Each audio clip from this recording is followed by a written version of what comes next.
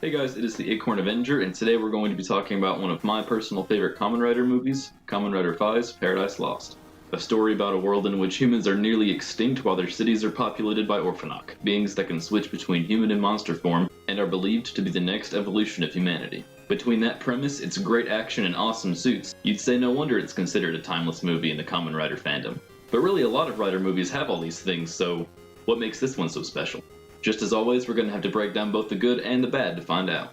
First great thing about the movie, the score. I know this isn't really something that a whole lot of Rider fans really care that much about, but as someone who holds soundtracks to a really high standard no matter what kind of movie I'm watching, it's really a big deal to say that I have some of the soundtracks from this movie on my phone and listen to them like on the regular. Honestly, the soundtrack is so good I could probably convince my normie friends that it's from a movie they've seen before. Next, location and cinematography. Something I noticed about Paradise Lost is that it does a lot of things for the first time as far as location and settings go. I absolutely love the abandoned fairgrounds that the human rebellion uses for refuge. It's unique, photogenic, and just has a lot of visual personality. The poor towns, the forest areas, the auditorium, it's all really memorable and visually interesting.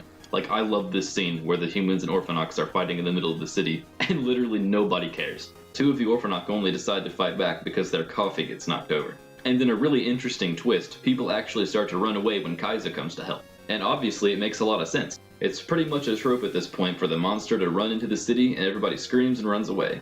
I mean, yeah, that's what I would do too, but you can't deny we've seen it a million times. But in this case, to the Orphanok, Kaiza is the monster. Normal humans are like annoying bugs to the common Orphanok, but since Kaiza is the only danger to them since Faiz is presumed dead at this point, they've got a pretty big reason to be afraid of him. Speaking of a character to be afraid of, that brings us to our next topic, Saiga. That's it. Do I really need to say more? I love this character, and he's not even really a character. Leo has no traits or anything, he's just a badass, but it doesn't come off as boring or lazy writing.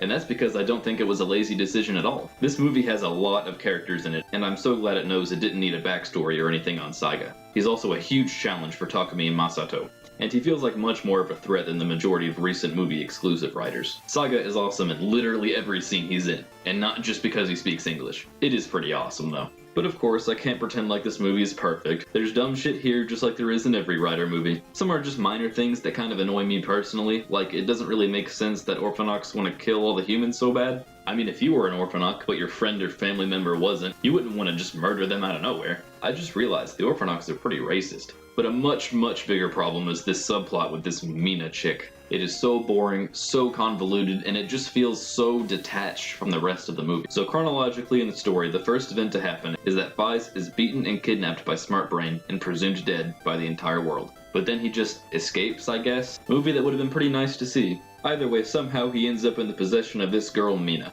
I hate Meena a lot.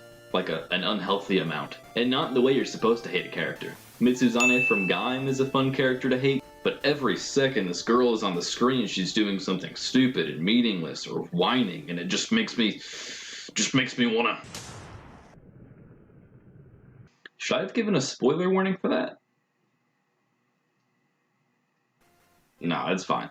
Anyway, after she somehow stumbles upon him, now try to stay with me here, folks. She has her father have a doctor put fake memories in Takumi's head to make him think that he's been Mina's best friend since she was a little kid because she sucked at making friends. First off, this is obviously not even remotely possible. You can't just put fake memories in somebody's head, it just does not work that way. Even pretending that it is possible, it has almost nothing to do with the movie and is just a convoluted mess. It feels like a completely different movie.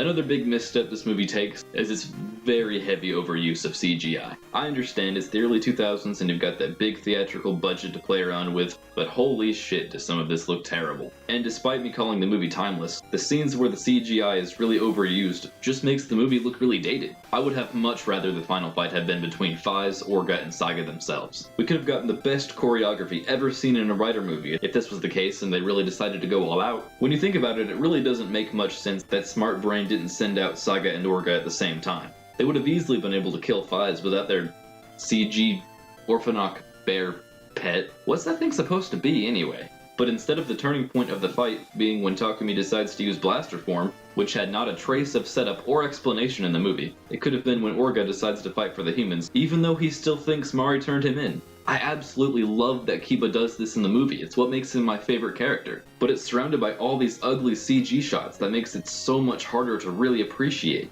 There was one last thing that I wanted to talk about, but I honestly wasn't really sure if it was a good thing or a bad thing. The movie has this really ambiguous tone that sometimes really works to its advantage, but sometimes also comes off as being way too vague. There are just way too many unanswered questions left to the viewers at the end of the movie. How did Faiz escape Smart Brain? Where did the Faiz blaster case come from? Has Takumi always had it? If he did, then why didn't he use it in the battle with the riot troopers?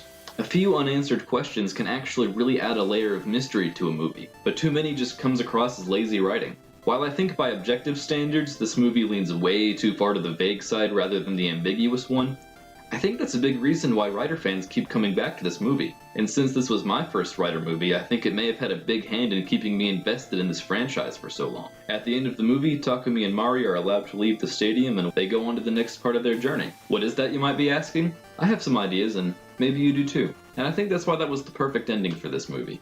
Really, there's about a million things they can do, so it goes in whatever direction you want it to go in. And I think it's scenes like that that keep bringing people back to this movie. An unanswered question, yes, but ambiguous and interesting at the same time. And really, that's what makes any movie timeless. Well guys, I think that's going to be just about it for the review. I'd love to hear what you guys think of the movie in the comment section down below. Be sure to like, subscribe, and hit the notification bell, and I will see you at the next video.